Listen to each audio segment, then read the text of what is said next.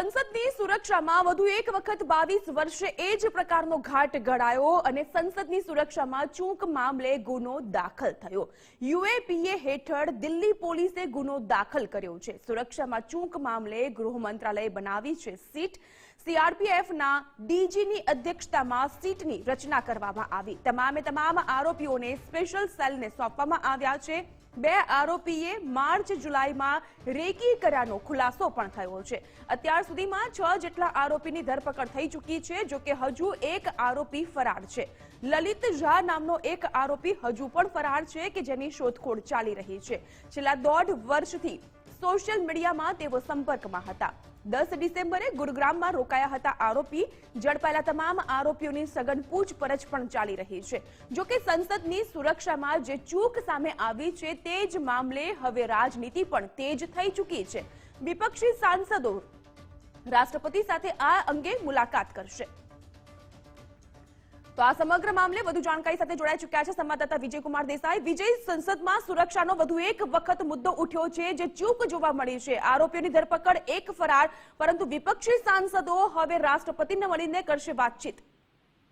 જાગૃતિ, વાત કરીએ તો જે પ્રમાણે સંસદ પર આતંકી હુમલાની જે 22મી વર્ષીના દિવસે જ એક પ્રકારે ફરીથી હુમલો થયો છે લોકતંત્રના મંદિર પર, જે કાયરાના હરકત કરવામાં આવી છે, તેની અંદર અત્યાર સુધીમાં જે માહિતી છે તે પ્રમાણે 6 આરોપીઓની ધરપકડ કરવામાં આવી છે અને એક આરોપી હજી ફરાર છે, જેની શોધખોળ પોલીસ દ્વારા ચાલી રહી છે.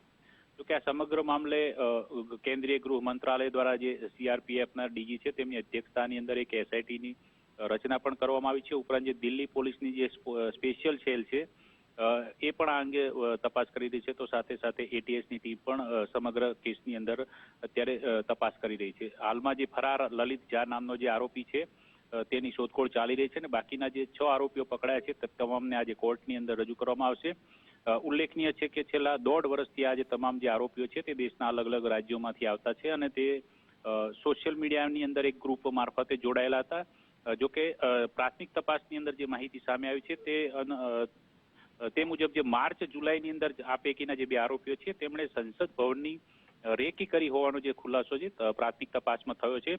જોકે આ તમામ આરોપીઓનો ઉદ્દેશ્ય શું હતો તેને લઈને પણ તપાસ ચાલી રહી છે. જોકે આ એક દેશ વિરોધી કૃત્ય પણ ગણી શકાય છે. હવે જોકે તેને લઈને રાજનીતિ પણ તેજ થઈ છે અને આજે ઇન્ડિયા જે ગઠબંધન છે તેની સવારે 10 વાગે બેઠક મળશે. ત્યારબાદ તેઓ રાષ્ટ્રપતિ સાથે મુલાકાત કરીને સમગ્ર મામલે છે ગૃહ મંત્રાલય દ્વારા, એટલે કે કેન્દ્રીય ગૃહમંત્રી સંસદની અંદર તેમનું નિવેદન આપે તે પ્રકારની માંગણી પણ કરવાના છે. હાલમાં જે માહિતી જે મળી છે તે અનુસાર જે લલિત નામનો જે ફરાર આરોપી છે તે આ સમગ્ર જે ઘટનાક્રમ હતો તેનો વિડીયો બનાવી રહ્યો હતો અને તેણે પણ એક પોસ્ટ પણ કરી હતી. જોકે હાલમાં તે ફરાર છે એટલે હવે તેની શોધખોળ ચાલી રહી છે અને અનેક રાજ્યોની અંદર અત્યારે દિલ્હી પોલીસની સ્પેશિયલ સેલ અને એટીએસની ટીમ દરોડા પાડીને શોધખોળ હાથ ધરી રહી છે. જી, આભાર વિજય સમગ્ર માહિતી જણાવવા માટે.